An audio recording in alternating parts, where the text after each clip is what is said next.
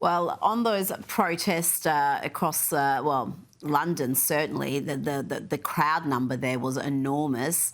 But these protests have been variously described by the media as far right and extremist, white nationalists. But let's hear from a couple taking part who challenge those narratives. What's your names? Why are you here today? I'm Anne. That's Andrew, my husband. We want our children to be able to speak without being persecuted or being arrested. We don't want them to have tweets on X or anything else and being criminalized for thoughts. I think everybody should be able to speak. And Douglas, let me play you the experience of this next woman, a black woman in a hijab, who attended the march expecting to be abused. I'm going to the September 13th protest and seeing how many times I get called go back to Africa. Oh no. Oh no. But let's see what actually happened and what she had to say after. I went to the Tommy Robinson protest on September 13th and it was fine. I also went alone as well. I met my friend like 2 hours later in central London, but I was by myself and I went straight into the belly of the beast and I saw nothing but peaceful people, respectful people. I was even interviewing them. I asked them in my last TikTok. They're actually good people and I knew I shouldn't have been afraid. I was never ever going to be afraid because I grew up with English people. I grew up with white people and they've been nothing but polite, respectful. That's their culture, you know. Politeness, Britishness, you know. The issue is a lot of minority cultures for them have become the predominant culture in areas of the UK like London, Liverpool, Manchester, Luton, to the point that these towns and cities become unrecognisable. Douglas, she gets it better than 95% plus of the media. Yeah, I mean, good for her in one way. I mean, it's sort of absurd that in the country she lives in, she thinks there's a kind of belly of the beast, which is a protest like this. Good for her for acknowledging that she was wrong and was misjudging her countrymen and women. It's an astonishing thing to see this, Rita, because Tommy Robinson's Unite the Kingdom protest gathered a very large number of people in the centre of London, at least 100,000, probably significantly more than that. It's always hard to say with these protests. Guys always say they're larger and the police always say they're smaller. But it was a very much more peaceful event than any of the media wanted to admit it might be, or indeed in the end was.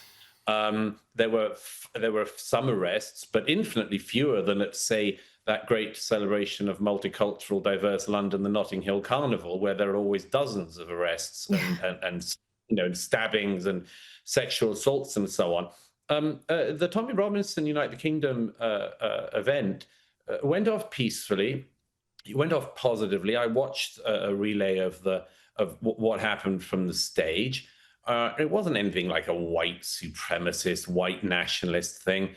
There was a black gospel choir. There were some Maoris doing one of their, the chants and things, and the haka, and it was all very, good natured. Some of the speakers talked about the things that clearly are worrying my fellow Brits. I mean, things like, yes, the mass illegal migration, the fact that people who describe themselves as white British are finding themselves to be a minority in every major English city. That's a big one. I mean, that's not like an imaginary fear. That's just something that has actually happened without their asking for it. In fact, asking for it not to happen for generations now. There was a significant expression of concern about the rape gangs in the north of England and indeed across all of England, and much more. But it was very peaceable. And one of the things that's striking about it all, Rita, is not just the misrepresentation of it, but the fact that it would be actually very hard to imagine Keir Starmer, for instance, being able to raise any kind of mobilized, group of people for a positive celebration of Britishness in this way. There were bishops of the Church of England who all came out to condemn the event. But one of the things notable about it was the prevalence of Christianity in it.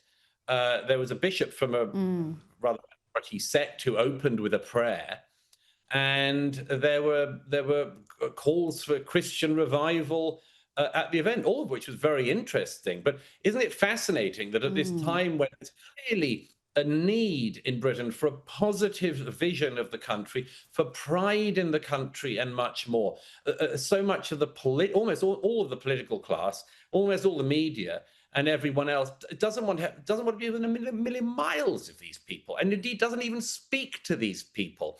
And good for that girl you just showed for realizing that actually if they did speak to most of these people, they would realize they're not some sort of, trolls you can't approach, who are dangerous, white supremacist, nationalist, Nazi, KKK, etc., etc. They're decent people who want their country to revive itself and not to fall into this appalling despot that it's currently in.